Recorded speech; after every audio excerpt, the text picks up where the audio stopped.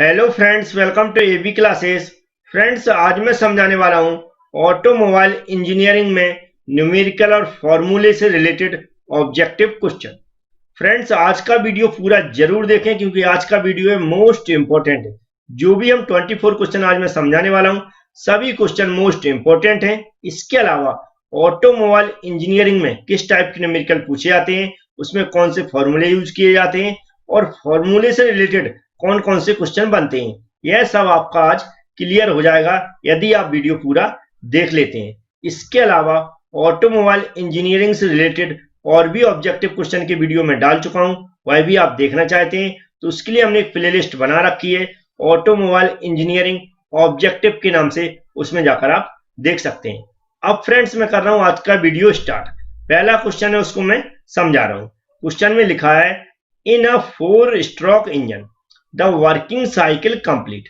Question के अंदर पूछ रहा है 4 स्ट्रोक इंजन के अंदर जो वर्किंग साइकिल कंप्लीट होती है, यह पूछ रहा है इन चारों ऑप्शन में से हमें एक कोई ऑप्शन पर टिक करना है।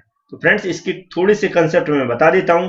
यदि आपने 2 स्ट्रोक इंजन और 4 स्ट्रोक इंजन की डेफिनेशन पढ़ी होगी तो इसका आंसर आप आसानी से दे पाएंगे। नहीं पढ़ी है तो थोड़ा सा मैं बता रहा हूं फ्रेंड्स। जैसे कि 2 स्ट्रोक इंजन के अंदर फ्रेंड्स, 2 स्ट्रोक इंजन के अंदर जो वर्किंग साइकिल होती है फ्रेंड्स, जब क्रैंक शाफ्ट एक चक्कर पूरा करती है फ्रेंड्स, जब उसकी वर्किंग साइकिल कंप्लीट होती है किसके अंदर, 2 स्ट्रोक के अंदर। लेकिन हम 4 स्ट्रोक की बात करें फ्रेंड्स, जो 4 स्ट्रोक की वर्किंग साइकिल जब कंप्लीट होती है तो उस टाइम फ्रेंड्स जो क्रैंक शाफ्ट होती है वह 2 चक्कर पूरे करती है। कितने, 2 रिवॉल्यूशन कंप्लीट करती है। कौन, क्रैंक शाफ्ट, जब 4 स्ट्रोक इंजन की बात करते हैं।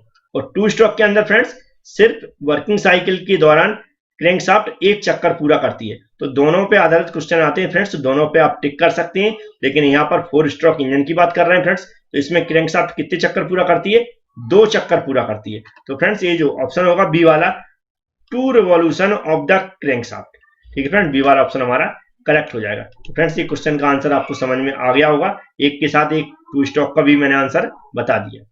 नेक्स्ट क्वेश्चन में लिखा था ratio of brake horse power to indicated horse power of an IC engine is called. Question के अंदर पूछ रहा है फ्रेंड्स, जो ब्रेक हॉर्स पावर है और इंडिकेटेड हॉर्स पावर है, इसके रेशो को क्या बोला जाता है। मुझे पता है फ्रेंड्स, इस सबको आपको इफिशियंसी याद होंगी, ठीक है। इंडिकेट जो आईसी इंजन है उसके अंदर जो भी फॉर्मूले यूज होते हैं वह आपने पढ़े होंगे।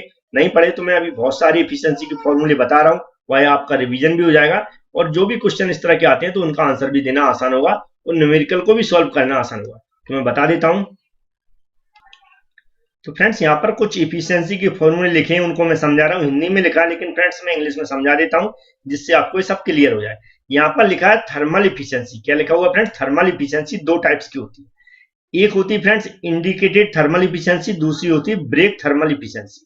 इन सबकी इफिशियंसी का फॉर्मूला नीचे लिखे हैं। पहला लिखा है indicated thermal efficiency, IP upon MF into CV। IP होती है इंडिकेटेड पावर फ्रेंड्स, MF होता है जो मास का फ्यूल होता है, CV होता है कैलोरीफिक वैल्यू, ठीक है फ्रेंड्स। तो इससे हम क्या निकाल सकते हैं, जो भी हमारी इंडिकेटेड थर्मल इफिशियंसी है उसको फाइंड आउट कर सकते हैं। इसके अलावा यहाँ पर लिखा हुआ है फ्रेंड्स ब्रेक थर्मल इफिशियंसी। कौन सी, ब्रेक थर्मल इफिशियंसी। ये होती है brake power upon MF into CV। MF क्या है, मास का फ्यूल, जो फ्यूल का मास है फ्रेंड्स, और CV क्या है, कैलोरीफिक वैल्यू। ये यहाँ पर लिखा फ्रेंड्स मैकेनिकल इफिशियंसी। क्या लिखा है, मैकेनिकल इफिशियंसी। यह होता है brake horse power upon indicated horse power, या BP अपॉन IP भी बोलते हैं, brake power upon indicated power, ठीक फ्रेंड्स। यहाँ पर लिखा है जो रिलेटिव इफिशियंसी होती है, रिलेटिव इफिशियंसी होती है फ्रेंड्स जो thermal efficiency upon air standard efficiency. क्या होती है, एयर स्टैंडर्ड इफिशियंसी। इसके अलावा जो वॉल्यूमेट्रिक इफिशियंसी का फॉर्मूला होता है, जो होता है एक्चुअल मास अपॉन क्या होता है, आइडियल मास। फ्रेंड्स, ये कुछ फॉर्मूले थे, आपको समझ में आ गया होगा। यहाँ पर पूछा गया फ्रेंड्स ब्रेक हॉर्स पावर, तो देखेंगे BP ऊपर है और नीचे क्या है, इंडिकेटेड पावर IP। तो ये होता है मैकेनिकल इफिशियंसी का फॉर्मूला। तो डी वाला ऑप्शन हमारा राइट हो जाएगा, ठीक है फ्रेंड्स। समझ में आए होंगे, ये इफिशियंसी आप नोट करके रख लें और याद कर लें। अब नेक्स्ट क्वेश्चन की बात कर लेते हैं। नेक्स्ट क्वेश्चन भी बहुत इंपॉर्टेंट है फ्रेंड्स। लिखा है internal combustion engine works on, जो इंटरनल कंबशन इंजन है, जो IC इंजन है, किस साइकिल पर वर्क करता है। तो फ्रेंड्स इसको आप याद कर लें, क्योंकि इस टाइप के क्वेश्चन इंटरव्यू में भी पूछे जाते हैं। तो ये करता है सेकंड लॉ ऑफ थर्मोडायनेमिक्स। किस पे करता है? सेकंड लॉ ऑफ थर्मोडायनेमिक्स पे वर्क करता है फ्रेंड्स। कौन? Internal combustion engine. Next question friends numerical है, तो मैं इसका सॉल्यूशन बता देता हूं। क्वेश्चन में लिखा है फ्रेंड्स, इसका मैं सॉल्यूशन बताता हूं। लिखा है an IC engine has swift volume of 6 litre at 100 RPM. Swift volume दिया है 6 लीटर और 100 आरपीएम, मतलब एन इक्वल टू दिया mean effective pressure of 600 kilo newton पर metre square. The indicated power will be, और इंडिकेटेड पावर हमें निकालना है। तो क्वेश्चन आप पढ़ भी सकते हैं एक दो बार, हम इसका सॉल्यूशन बता रहे हैं, तो आपके जो भी कंसेप्ट हैं इस न्यूमेरिकल के वो क्लियर हो जाए। तो फ्रेंड्स क्वेश्चन के अंदर स्टार्ट करते हैं। हमें क्या निकालना है? Indicated power. इंडिकेटेड पावर का हमें फॉर्मूला याद होना चाहिए, जो यहाँ पर लिखा है इसको आप याद कर लें। आईपी इक्वल टू होता P L A N upon 60 kilowatt. ठीक है फ्रेंड्स, 1 किलो लगा हुआ है, याद रखें यूनिट का।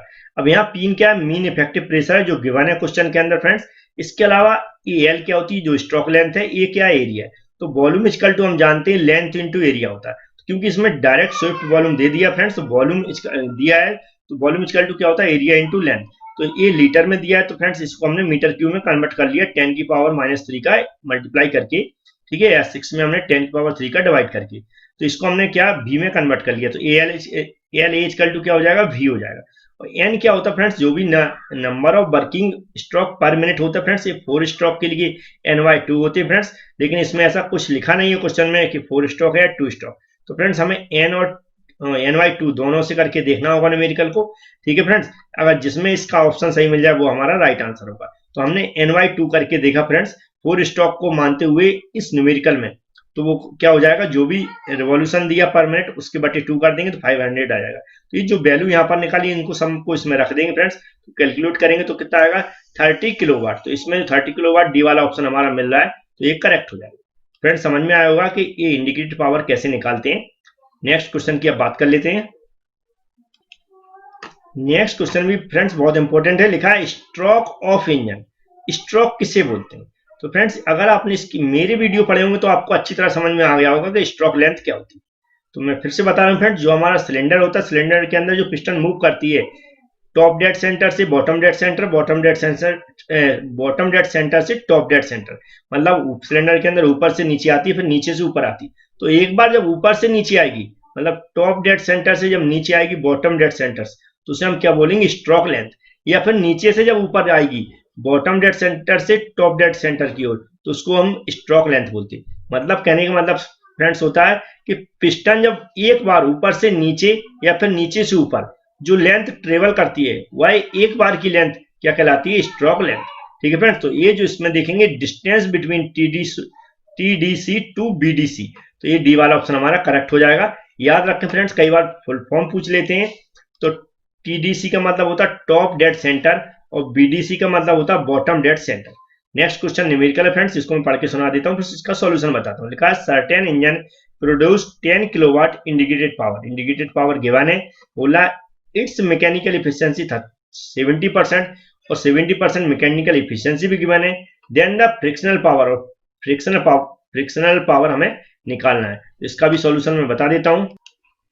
तो फ्रेंड्स यहाँ सॉल्यूशन हिंदी में लिखा है, इसको मैं इंग्लिश में बता देता हूँ। लिखा है mechanical efficiency equal to brake power upon indicated power. इसमें जो फॉर्मूला हमने किसका लगाया? मैकेनिकल इफिशियंसी का। क्यों लगाया? क्योंकि मैकेनिकल इफिशियंसी गिवन है। ठीक है फ्रेंड्स, अब हमारे पास निकालना क्या फ्रेंड्स? यहाँ पर दो गिवन है, मैकेनिकल इफिशियंसी गिवन है और इंडिकेटेड पावर गिवन है। तो जो अननोन है उसको हमने एक साइड ले लिया, इसका इसमें क्रॉस मल्टीप्लाई कर दिया, तो हो गया mechanical efficiency into indicated power. तो यहाँ मैकेनिकल इफिशियंसी परसेंटेज में दिया, तो इसको परसेंटेज हटा के 100 का डिवाइड करके हमने 0.7 लिख लिया इंटू 10, जो कि इंडिकेटेड पावर के वन है। इसको इसमें मल्टीप्लाई किया तो 7 किलोवाट क्या आया फ्रेंड्स? Brake power. ठीक है, अब हमारी जो फ्रिक्शनल पावर होता है, क्या होता है?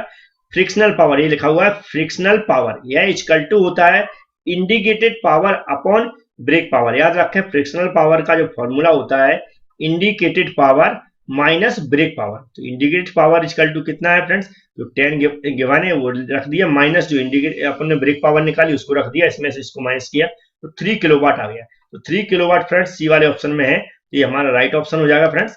तो आपको ये न्यूमेरिकल समझ में आया होगा। अब नेक्स्ट क्वेश्चन की बात कर लेते हैं।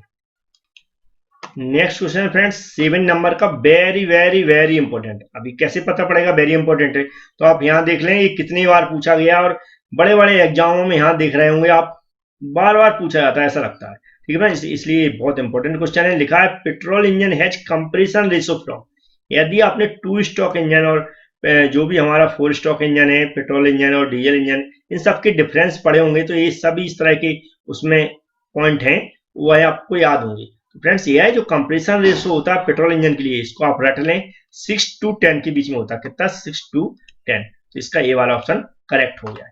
नेक्स्ट क्वेश्चन है an IC engine develops indicated power इतने if the mechanical efficiency of engine 80% then the brake power develop। इसमें क्या पूछ रहा है? ब्रेक पावर पूछ रहा है। पिछला जो न्यूमेरिकल था उसमें फ्रिक्शनल पावर पूछा था, तो इसका भी मैं सॉल्यूशन बता देता हूं। तो फ्रेंड जैसा कि क्वेश्चन के अंदर गिवन है उसके अकॉर्डिंग मैकेनिकल इफिशिएंसी गिवन है, हमें ब्रेक पावर निकालना है और इंडिकेटेड पावर गिवन है। तो इफिशिएंसी कितनी दी? 80% दी है, परसेंटेज को हटाने के लिए 100 का डिवाइड कर दिया, ब्रेक पावर अपन हो गया इंडिकेटेड पावर। इंडिकेटेड पावर का इसका क्रॉस मल्टीप्लाई कर दिया, यहाँ पर देख रहे हैं हमें ब्रेक पावर क्योंकि निकालना है, तो 80/100 इंटू क्या हो गया? 150। 150 क्या फ्रेंड्स?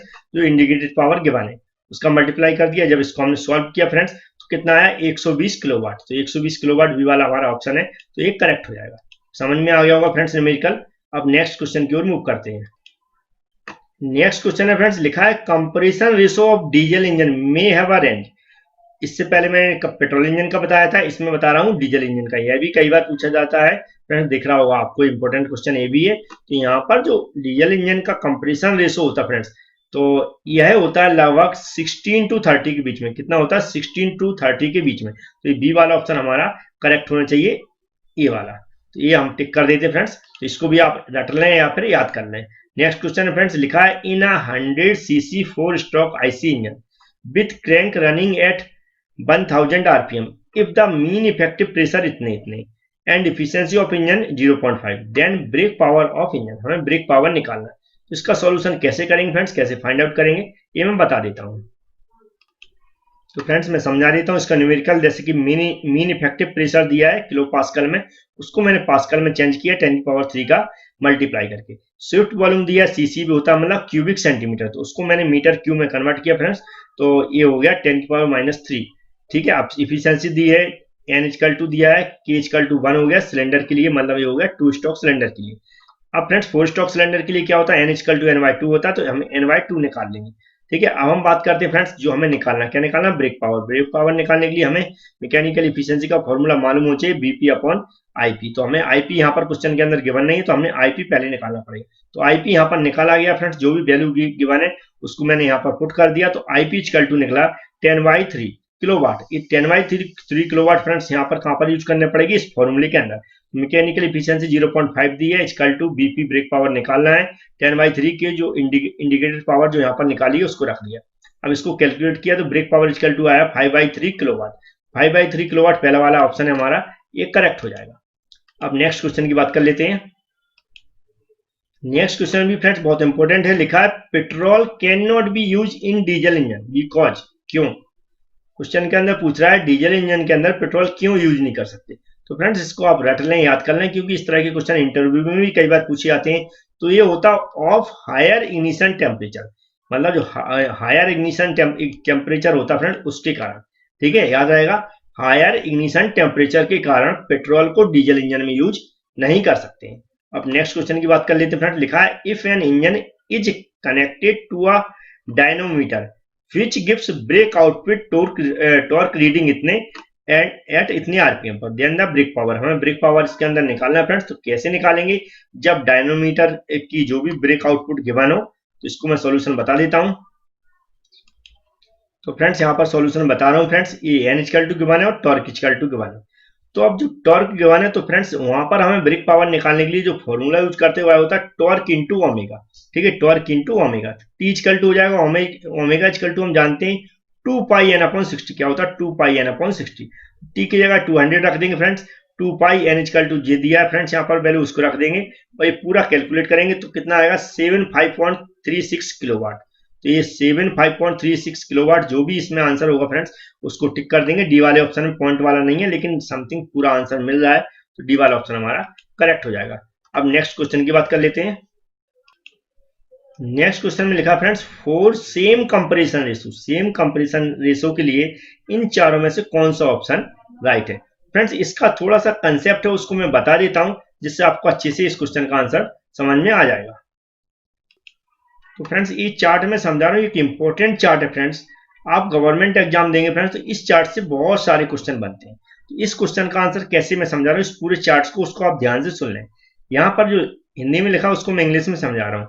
यदि कंप्रेशन रेशो और हीट एडिशन एक समान हो, क्या कंप्रेशन रेशो और हीट एडिशन एक समान हो, तो वहां पर ऑटो साइकिल ग्रेटर देन, और फिर उससे ग्रेटर देन क्या होता है फ्रेंड्स, ये हम यहाँ पर देख रहा है auto cycle greater than, dual cycle greater than, और लास्ट में डीजल साइकिल। इस क्वेश्चन में देखेंगे लिखा है सेम कंपैरिजन रेशो, तो फर्स्ट वाला ऑप्शन मिल रहा है। इसमें क्या होता है, जो ऑटो साइकिल की इफिशियंसी हुआ है ग्रेटर देन रहती है डीजल साइकिल की इफिशियंसी से। कौन सी इफिशियंसी, थर्मल इफिशियंसी। तो यहाँ पर देखेंगे जो thermal efficiency of auto cycle is greater than the diesel cycle की इफिशियंसी। तो ये वाला ऑप्शन तो इसका करेक्ट हो जाएगा फ्रेंड्स। ये आप इसको बार बार देख सकते हैं कैसे मैंने बताया। अब नेक्स्ट भी ऑप्शन पढ़ लेते हैं। यहाँ पर लिखा जब जो कंप्रेशन रेशियो फ्रेंड्स वह एक समान हो, लेकिन जो हीट रिजेक्शन भी क्या कह रहा है, कंप्रेशन रेशियो और हीट रिजेक्शन एक समान हो। यहाँ पर क्या बोल रहा था, कंप्रेशन रेशियो और हीट एडिशन एक समान हो।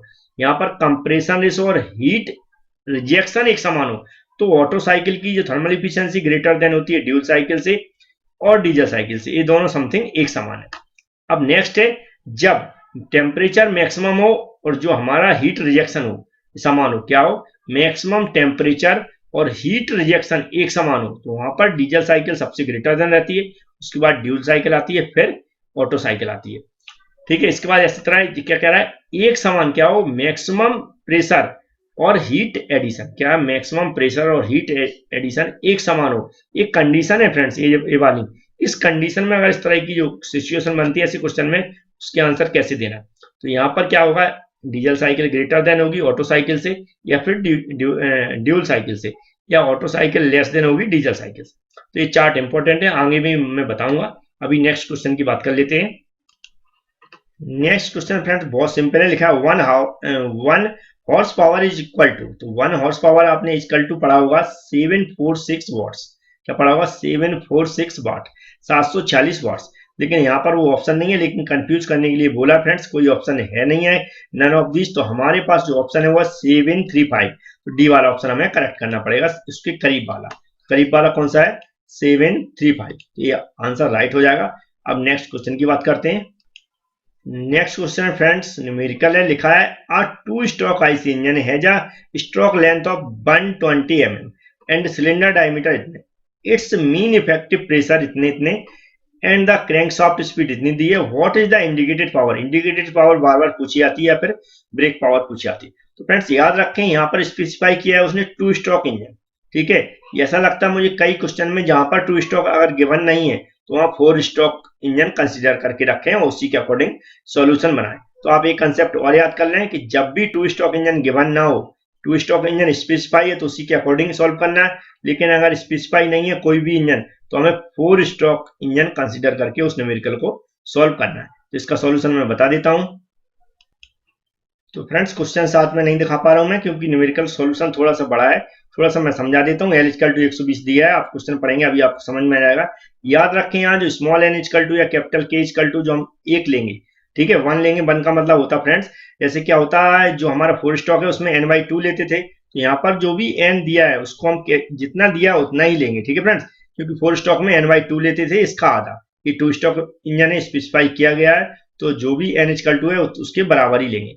हम जानते हैं integrated power equal to formula होता है P × L A N K upon 60 × 100।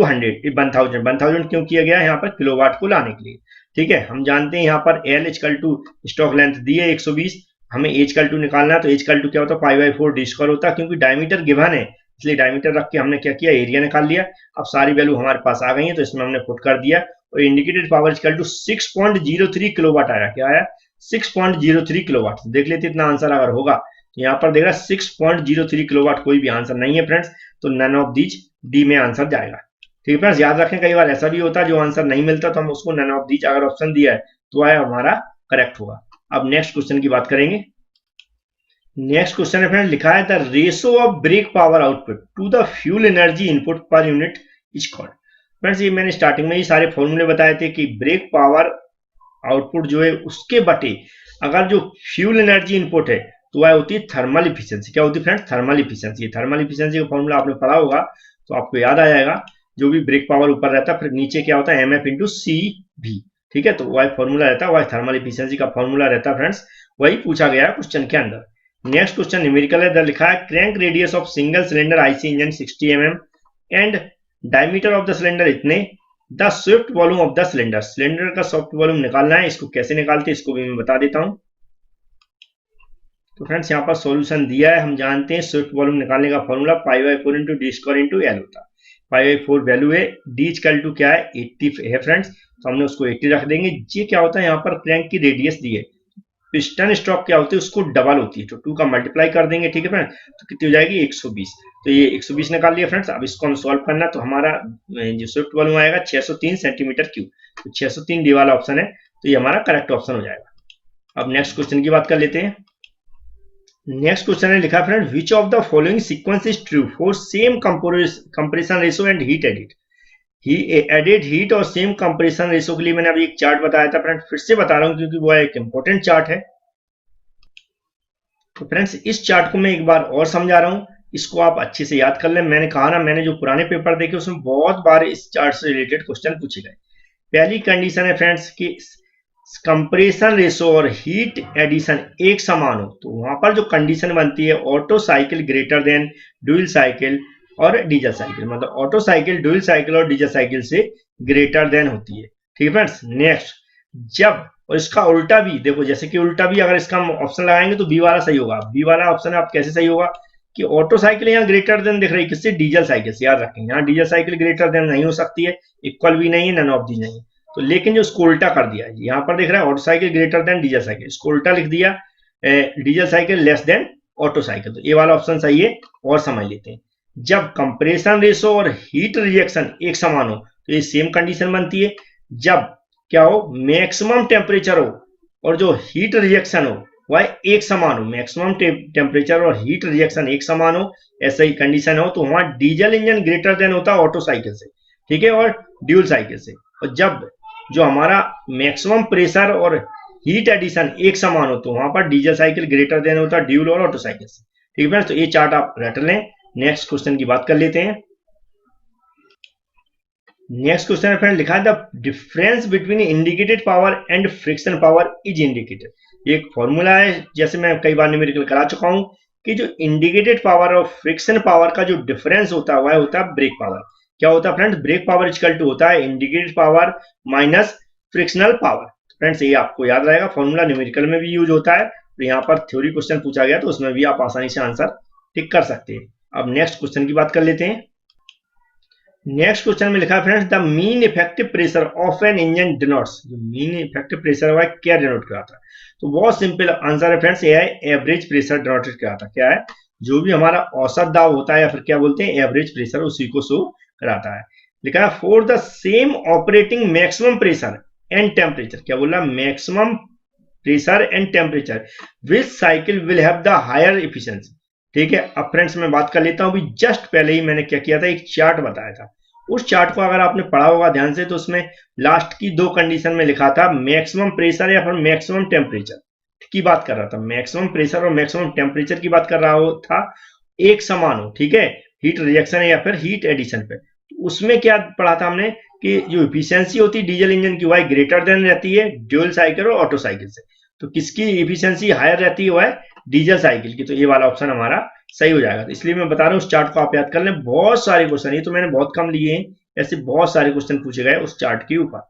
अब नेक्स्ट और लास्ट क्वेश्चन की बात कर लेते हैं। नेक्स्ट क्वेश्चन है फ्रेंड, लिखा है in MPFI system the fuel is injected into the MPFI. MPFI का फ्रेंड्स फुल फॉर्म होता है मल्टी पॉइंट फ्यूल इंजेक्शन। क्या होता है? मल्टी पॉइंट फ्यूल इंजेक्शन, इसका फुल फॉर्म होता है। कई बार फुल फॉर्म पे भी क्वेश्चन पूछा जाता है, लेकिन इसका आंसर फ्रेंड्स जो आंसर है इंटैक्ट मैनिफोल्ड। क्या होता है? इंटैक्ट मैनिफोल्ड, बी वाला ऑप्शन इसका करेक्ट है। नेक्स्ट क्वेश्चन लिखा है which of the following is not a internal combustion engine. इन बहुत सारे इंजन लिखे हुए हैं फ्रेंड्स, इसमें इंटरनल कंबशन इंजन कौन सा नहीं। तो बहुत सिंपल आंसर है। देखेंगे 2 स्ट्रोक, 4 स्ट्रोक, डीजल स्ट्रोक जो भी इंजन है, सभी इंजन है इंटरनल कंबस्टन, लेकिन स्टीम इंजन हमारा इंटरनल कंबस्टन इंजन नहीं होता। तो ये डी वाला ऑप्शन हमारा करेक्ट हो जाएगा इस क्वेश्चन के आंसर। ठीक है फ्रेंड्स, तो बहुत सारे क्वेश्चन थे, बहुत इंपॉर्टेंट क्वेश्चन थे। इस वीडियो को बार बार रिपीट करके देखें। अगर वीडियो पसंद आए तो लाइक जरूर कर दें। Thank you friends.